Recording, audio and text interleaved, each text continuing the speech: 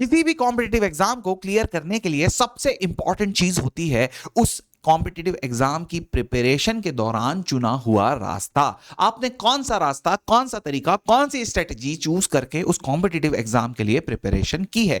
बेटा यही स्ट्रेटजी, यही रास्ता डिसाइड करेगी कि आप किस मंजिल तक पहुंचेंगे, कौन सी मंजिल तक आपको पहुंचना है। ये सारी की सारी चीज, कौन सी मंजिल आपको मिलेगी, ये डिफाइन करता है कौन से रास्ते पर आपके कदम हैं। और बेटा आपके पास इनफाइनाइट रास्ते होते हैं चलने के लिए। आप इनफाइनाइट तरह से प्रिपरेशन स्टार्ट कर सकते हैं और ये पूरी की पूरी प्रिपरेशन को इसीलिए हम एक चक्रव्यूह की तरह देखेंगे। नीट की प्रिपरेशन को आपके दिमाग में आपको एक चक्रव्यूह की तरह देख करके, सोच करके चलना होगा। तो नीट की प्रिपरेशन अगर हमने इस तरह से सोचा तो चक्रव्यूह कैसा होता है चीकू भैया? बेटा चक्रव्यूह कुछ बहुत खतरनाक चीज नहीं होती, बहुत सिंपल सी चीज होती है जिसको आप बचपन से भेदते हुए आ रहे हैं। मैं आपको दिखाता हूं किस तरह का दिखता है चक्रव्यूह। चक्रव्यूह वो जिसमें बेटा कई तरह के रास्ते होते हैं, आपको एक सही रास्ता ही सही मंजिल तक ले जा सकता है। तो यहां पर देखिए बेटा, ये बहुत छोटी सी क्यूट सी चीज है, लेकिन ये भी एक तरह का चक्रव्यूह है जिसमें अगर आप गलत रास्ता चुनेंगे तो आप गलत मंजिल तक पहुंच सकते हैं। तो आपको इस चक्रव्यूह को भेदना है तो आपको क्या करना होगा? सबसे पहले आपको समझना होगा कि आपकी मंजिल क्या है। अगर आपकी मंजिल ये है तो आपको मंजिल से रिवर्स इंजीनियरिंग करते हुए, रिवर्स में आते हुए मंजिल से आप तक का रास्ता समझना होगा। तो बेटा जो रास्ता मंजिल से आप तक आएगा वही रास्ता आपको मंजिल तक ले जाएगा। मतलब आपको अपनी मंजिल समझनी पड़ेगी क्या है। तो बेटा आपको समझना पड़ेगा नीट की स्ट्रेटेजी क्या है, नीट की मानसिकता क्या है। एनटीए का जो पेपर है, अगर आपको यहां पर आज हम बोलते हैं कि आपकी मंजिल अगर 180 अपॉन 180 मार्क्स है तो आपको समझना होगा ये 180 अपॉन 180 मार्क्स आते कहां से हैं, ये 180 अपॉन 180 मार्क्स के क्वेश्चंस होते कैसे हैं। आपको सबसे पहले पेपर के पैटर्न को समझना होगा। ऐसा नहीं कि आपने भैया पहले तैयारी शुरू कर दी और आखिरी महीने में पेपर का पैटर्न समझ रहे, नहीं, आपको आज समझना होगा। क्योंकि बेटा जब आपको पता होगा कि कैसे इजी आ रहे हैं, कैसे मीडियम आ रहे हैं, कैसे डिफिकल्ट आ रहे हैं, किस तरह का पेपर आ रहा है और किस तरह से आपको पूरे साल प्रिपरेशन करनी है, तो बेटा आपको मेरी बात समझ में आई। ये चक्रव्यूह जो है इसमें यही है रास्ता। आपको पहले अपनी मंजिल समझनी है कि आपकी मंजिल है अगर 180 अपॉन 180, तो आपको समझना होगा कि 180 अपॉन 180 मार्क्स आते कहां से। तो बेटा 180 अपॉन 180 मार्क्स हर बार बेटा ये ग्राफ चेंज होता रहता है, ठीक है, ग्राफ चेंज होता रहता है। कभी ये इजी कम हो जाएंगे, कभी मॉडरेट ज्यादा हो जाएंगे, कभी वो डिफिकल्ट कम हो जाएंगे, कभी वो डिफिकल्ट ज्यादा हो जाएंगे। ये आपके हाथ में नहीं है। आखिरी महीने में आप खूब सोचोगे भैया पेपर इजी हो जाए, डिफिकल्ट हो जाए, नहीं होगा। बेटा आपने देखा होगा जो बच्चा 180 वाला है वो 180 लाता है। पेपर का कोई भी पैटर्न हो, 720 नंबर लाने वाला बच्चा 720 नंबर लाता है, तो वो प्रिपेयर कैसे करता है? बेटा वो प्रिपेयर करता है कि पूरा पेपर भी अगर इजी आ जाए तो कैसे सॉल्व करना है, पूरा पेपर भी अगर मॉडरेट आ जाए तो कैसे सॉल्व करना है, और पूरा पेपर भी अगर डिफिकल्ट आ जाए तो कैसे सॉल्व करना है। तो आपको यही बात दिमाग में रखते हुए चलना है। हम समझेंगे कि कैसे इजी के लिए प्रिपेयर करना है, कैसे मॉडरेट के लिए प्रिपेयर करना है और कैसे डिफिकल्ट के लिए प्रिपेयर करना है। हमें तीनों सेक्शंस के लिए प्रिपेयर होना है। हर चैप्टर का हम इजी क्वेश्चन किस तरह से सॉल्व करेंगे, हम मॉडरेट क्वेश्चन किस तरह से सॉल्व करेंगे, और हर चैप्टर का हम डिफिकल्ट क्वेश्चन किस तरह से सॉल्व करेंगे।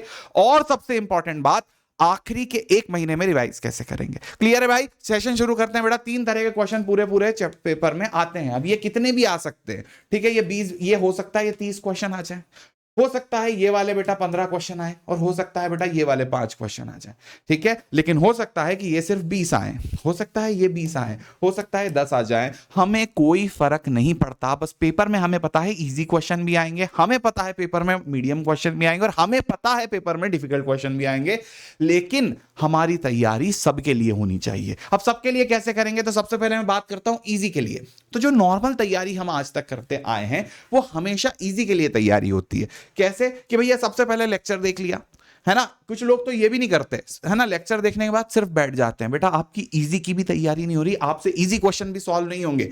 जो यहां बताए जा रहे हैं ना कि 30 क्वेश्चन 20 क्वेश्चन, ये क्वेश्चन भी सॉल्व नहीं होंगे अगर आपने सिर्फ लेक्चर देखा तो अगर आपने सबसे पहले लेक्चर देखा, ठीक, ये स्टेप्स होने चाहिए आपके साल भर प्रिपरेशन के, कि आपने लेक्चर देखा, लेक्चर देखने के बाद आपने इजी क्वेश्चन में कैसे मार्क्स स्कोर करना है, तो उसके बाद आपने बनाए short notes. Very important, very important, very important, very important. बेटा शॉर्ट नोट्स का टारगेट ये होता है, शॉर्ट नोट्स कैसे बनाने, क्या बनाने, ये सब मैं आपको बताता रहूंगा। लेकिन आपको शॉर्ट नोट्स कैसे बनाने, क्या बनाने के अलावा शॉर्ट नोट्स क्यों बनाने समझना बहुत जरूरी है। क्योंकि शॉर्ट नोट्स का काम है पूरे चैप्टर का सार, पूरे चैप्टर का स्केलेटन समझ लो आप बेटा। एक इंसान होता है अच्छा मोटा ताजा और उसका एक स्केलेटन होता है, तो आपने यहां पर ना पूरे चैप्टर का स्केलेटन निकाल लिया। अब वो स्केलेटन आपको पता है, क्या आप समझ गए बेटा? तो ये स्केलेटन आपको बहुत अच्छे से अगर पता चल गया, शॉर्ट नोट्स पूरा आपके दिमाग में बैठ गया, आपको बहुत अच्छे से क्लियर है। अब शॉर्ट नोट्स को देख देख करके आप अपने क्वेश्चन प्रैक्टिस करोगे। शुरू में तो आपने डीपीपी करी, लेवल 1 की डीपीपी जिसमें इजी इजी क्वेश्चन होते हैं। इसके बाद बेटा लेवल आपने अच्छी खासी क्वेश्चन प्रैक्टिस करी जो सेक्शन ए वगैरह आपके बुक्स में दिया होता है, ठीक है। तो आपने इजी इजी क्वेश्चन वाली क्वेश्चन प्रैक्टिस कर ली पहले, तो यहां पर आपका पूरा इजी कंप्लीट हो गया। लेक्चर जरूरी, शॉर्ट नोट जरूरी, शॉर्ट नोट आपके सामने रखे होने चाहिए। शॉर्ट नोट में से फॉर्मूला देख देख के आप क्वेश्चन सॉल्व करेंगे। आपके अगर शॉर्ट नोट में कोई फॉर्मूला ऐसा नहीं है जिसका क्वेश्चन आ गया, तो उस क्वेश्चन का सॉल्यूशन देखें, सॉल्यूशन में से शॉर्ट नोट में फॉर्मूला ऐड कर लें। शॉर्ट नोट में लगभग हर चीज होनी चाहिए, जो जो नहीं आ रही, आपका कोई क्वेश्चन है जिसका फॉर्मूला शॉर्ट नोट में नहीं है, उसको ऐड कर लेंगे। शॉर्ट नोट इसी तरह से आप अपने आप को इंप्रूव करते चलेंगे। सेकंड चीज, अब भैया मॉडरेट के लिए क्या करना है? तो मॉडरेट के लिए लेक्चर नहीं देखना है, ये बात बहुत अच्छे से समझ गए। फिर से लेक्चर देखने से मॉडरेट क्वेश्चन सॉल्व नहीं होंगे, वो क्वेश्चन प्रैक्टिस से ही सॉल्व होंगे। तो आपके लिए फिर क्या करना है? आपको अपने शॉर्ट नोट्स यूज करना है। शॉर्ट नोट्स यूज करके जो भी आपके डीपीपी है लेवल 2 की, वो लेवल 2 की डीपीपी याद करना है सॉल्व, जिसमें थोड़े ऊपर लेवल के क्वेश्चन आते हैं। मॉडरेट में आप क्या करेंगे? थोड़े ऊपर लेवल के क्वेश्चन सॉल्व करना शुरू करेंगे। अब ये क्वेश्चन बेटा अगर आप सॉल्व करने की कोशिश करेंगे, हर चैप्टर के लिए करना है। अब जब ये क्वेश्चन आप सॉल्व करना शुरू करेंगे, तो भैया ये वाले चैप्टर्स में आपको शायद ज्यादा डाउट आए, आपके डाउट वगैरह क्लियर होते चले जाएंगे, और आप इसके बाद बेटा आएंगे 4th नंबर पर। अब आप सॉल्व करेंगे प्रैक्टिस किस चीज की? पीवाईक्यू किसके? नीट के, प्लस एम्स के, प्लस पीवाईक्यू जेई मेंस के। ये पीवाईक्यू जब आप सॉल्व करोगे, इसमें भी मॉडरेट लेवल के पीवाईक्यू जो आप सॉल्व करोगे, आपको लगेगा हां भाई अब मेरे को कॉन्फिडेंस आ रहा है, अब मुझे बहुत कॉन्फिडेंस आ चुका है, मेरे इजी क्वेश्चन हो चुके हैं, मेरे 100 भैया इतने क्वेश्चन हो चुके हैं। अब लगभग आप 100 क्वेश्चन यहां सॉल्व कर लेंगे, लगभग आप 50-60 क्वेश्चन यहां, या फिर 100 क्वेश्चन लगभग यहां सॉल्व कर लेंगे। तो बेटा 200 क्वेश्चन जब आप सॉल्व करोगे ना शॉर्ट नोट यूज कर करके, तो आपको ये शॉर्ट नोट्स याद हो जाएंगे। चीकू भैया फॉर्मूला याद नहीं होता क्योंकि तुमने क्वेश्चन प्रैक्टिस नहीं करी। चीकू भैया मुझे फॉर्मूला समझ नहीं आ रहा क्योंकि तुमने क्वेश्चन प्रैक्टिस नहीं करी। मैं हर बार फॉर्मूला भूल जाता, स्क्वायर लगाना भूल जाता हूं क्योंकि तुमने क्वेश्चन प्रैक्टिस नहीं करी। चीकू भैया आधे क्वेश्चन में मुझे समझ ही नहीं आता कौन सा फॉर्मूला लगाऊं क्योंकि तुमने क्वेश्चन प्रैक्टिस नहीं करी। जब 200 क्वेश्चन की क्वेश्चन प्रैक्टिस हो जाएगी बेटा, तुमसे कोई इंसान फॉर्मूला छुड़ा ही नहीं सकता, तुम्हारे दिमाग में से फॉर्मूला भुला ही नहीं सकता। फॉर्मूला रिमेंबर करने का सबसे अच्छा तरीका है ये वाला बेटा, क्वेश्चन प्रैक्टिस। मैं जितनी हो सकेगा ट्रिक से आपको याद करा दूंगा, लेकिन क्वेश्चन प्रैक्टिस जो करवाएगी वो और कोई नहीं छीन सकता। आखिरी में चीज आती है बेटा हार्ड क्वेश्चन। तो हार्ड क्वेश्चन के लिए तक तुम्हें शॉर्ट नोट्स याद हो जाने चाहिए। हार्ड क्वेश्चन अगर तुम अटेम्प्ट कर रहे हो और तुम्हें शॉर्ट नोट्स की मदद पड़ रही है, तब तक हार्ड क्वेश्चन पे मत जाओ। हार्ड क्वेश्चन के लिए क्या होगा बेटा? आपको क्वेश्चन प्रैक्टिस करनी होगी। क्वेश्चन प्रैक्टिस कहां से करोगे? तो हार्ड क्वेश्चन जो नीट में आ रखे हैं वो वाले क्वेश्चन, और फिर भैया एम्स और जेई मेंस के हार्ड क्वेश्चन। ये हार्ड क्वेश्चन आपको नीट और जेई मेंस के मैं प्रोवाइड कर दूंगा कि भैया ये लेवल अलग है, ये लेवल अलग है। I will provide these questions. तो आप अगर ये वाले तरह के क्वेश्चन प्रोवाइड करते मतलब पढ़ते हैं, तो यू विल हर चैप्टर में जब आप इस तरह से डिवाइड कर करके पढ़ेंगे, तो आपका इजी मॉडरेट के बाद अब डिफिकल्ट की प्रिपरेशन हो रही है। उसमें ना तो लेक्चर देखना है, ना शॉर्ट नोट्स देखना है, सिर्फ क्वेश्चन प्रैक्टिस, दिन रात सिर्फ इस चीज की question practice. Got it everyone? Her chapter में ये चीज होगी। इसके बाद मैं आपको दूंगा डीपीपी लेवल 3, जिसमें आपका लेवल ऊपर जाएगा। क्लियर है गाइस? तो जिसमें आपका क्या होगा? लेवल ऊपर जाएगा। आप सोचेंगे कि हाँ भाई मैंने डिफिकल्ट लेवल के क्वेश्चन भी सॉल्व कर लिए। जब आप इसके काफी क्वेश्चन सॉल्व कर लेंगे, सपोज आप इसके 50 क्वेश्चन सॉल्व कर लेते हैं, ये दोनों चीजें मिला करके, तो आपको फील आएगा, पर चैप्टर की बात कर रहा हूं, आपको लगेगा हाँ अब मैं इस चैप्टर का डिफिकल्ट क्वेश्चन भी सॉल्व कर सकता हूं। क्या आपको बहुत अच्छे से समझ में आ गया? अब चीको भैया ये सब बातें तो हो गई, बहुत अच्छे से समझ में आ गया, हमने इजी समझ लिया, मॉडरेट समझ लिया, डिफिकल्ट समझ लिया। अब आगे क्या करना है? तो आखिरी में बेटा जितने भी आपने 250 क्वेश्चन पढ़े हैं, ये 250 क्वेश्चन में एटलीस्ट आपको 60 से 100 क्वेश्चन तक, 60 से 100 क्वेश्चन तक कुछ भी हो सकता है, स्टार मार्क करना है। 1 स्टार, 2 स्टार और 3 स्टार। बेटा आपको स्टार मार्किंग करनी है इन टॉपिक्स की, वो जेई का क्वेश्चन हो, नीट का क्वेश्चन हो, किसी भी चीज का क्वेश्चन हो, स्टार मार्किंग करते हुए चलना है। क्यों कर रहे हैं स्टार मार्किंग? मैं आपको नहीं बोल रहा हैश लगाओ, एट द रेट लगाओ, इसके ऊपर यू क्यू2 लव यू टू, इसके ऊपर ये सारी चीजें, लोगों को कुछ भी लिखने का नहीं बोल रहा। 1 स्टार, 2 स्टार, 3 स्टार, आपको जैसा लगता है क्वेश्चन कितने आपको सिखाया, क्वेश्चन आपका कितने काम का है, क्वेश्चन आपको कितना डिफिकल्ट लगा, उस हिसाब से आप 1 स्टार, 2 स्टार, 3 स्टार रखो। ये आखिरी में काम आएगा। कब काम आएगा? क्योंकि बेटा मैंने आपको कई बार सिखाया कि हम we are not preparing for one day, we are preparing for last 1 month, ताकि उस पूरे मंथ में we can revise the whole syllabus. Got it everyone? तो हम यहां पर 1 स्टार, 2 स्टार, 3 स्टार लगाएंगे, और ये 60-60, 100-100 क्वेश्चन हम आखिरी के दिनों में प्रैक्टिस करेंगे, जिससे हमें पूरा चैप्टर क्या हो जाएगा? रिवाइज हो जाएगा। समझ गए बेटा? तो star marking is most most most most most important. इतना अगर आप कर रहे हो फिजिक्स में तो आपने हार्ड को टारगेट कर लिया, आपने इजी को टारगेट कर लिया, आपने मीडियम को टारगेट कर लिया, कोई इंसान आपको रोक नहीं सकता। अब बेटा आपको, आपकी आदत होती है कि कई बार आप क्या करते हो कि फड़फड़ा जाते हो, आपको पता है, सही रास्ता पता है, पर चलने का मन नहीं करता। मंजिलें अपनी जगह हैं, रास्ते अपनी जगह, पर कदम ही साथ ना दे तो मुसाफिर क्या करे। मेरा चलने का ही मन नहीं कर रहा, मेरे कदम ही साथ नहीं दे रहे। तो बेटा इसके लिए क्या करें, अपने आप को सेल्फ मोटिवेट रखें, हमेशा किसी ना किसी की गाइडेंस में अलाइंड रहें। अगर आपको ऐसी कोई गाइडेंस की हम लोगों से जरूरत है तो वी आर प्रोवाइडिंग बच्चा दिस कोर्स। ये कोर्स सिर्फ 5499 का है। इसके बारे में मैं आपको बता देता हूं। अगर आप पर डे के हिसाब से देखें तो ये 15 रुपीज पर डे के अबाउट पड़ रहा है, और अगर आप पर सब्जेक्ट के हिसाब से देखें तो आपको बेटा 5 रुपीज पर सब्जेक्ट आपको ये पढ़ रहा है। पर डे पर सब्जेक्ट के हिसाब से ये सिलेबस पढ़ रहा है। 5 रुपए में एक सब्जेक्ट एक दिन के लिए पढ़ रहे हो। बेटा समझ रहे हो? अगर आप इस चीज को अफोर्ड कर सकते हो तो डेफिनेटली गो फॉर इट। इसमें आपको मिलेगा क्या, एक तो सारे टेस्ट मिल जाएंगे, है ना। मैं आपको फीचर बता देता हूं आपको क्या क्या मिल जाएगा।